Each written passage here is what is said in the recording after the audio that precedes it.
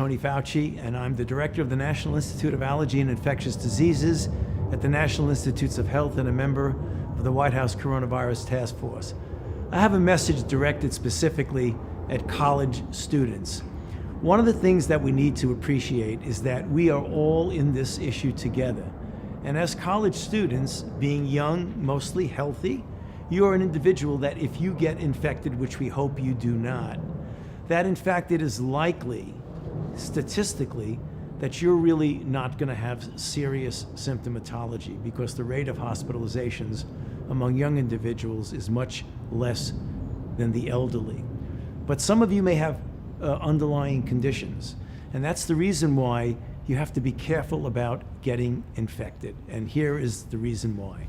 If you get infected, even if you have no symptoms at all, you will be innocently and inadvertently propagating the outbreak. And what do I mean by propagating the outbreak?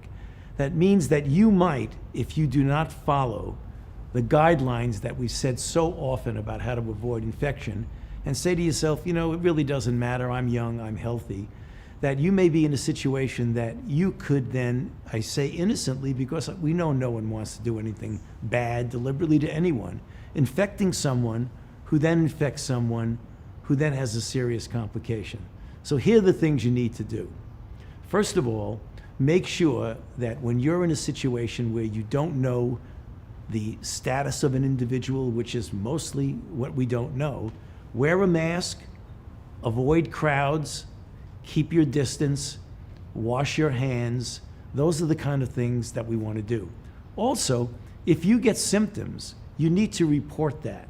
Go to your health official in the college, and hopefully we'll have a situation that you could get tested right away and determine if in fact you're positive. If you are, we would hope that you'd be able to be isolated from the rest of the student body so that you don't spread it.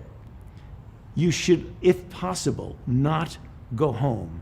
And the reason we say that is that we want to make sure that even if in fact you feel good, you may again, and I use those words, inadvertently and innocently infect other people. So try to protect yourself. Do the things we talk about all the time. Stay safe.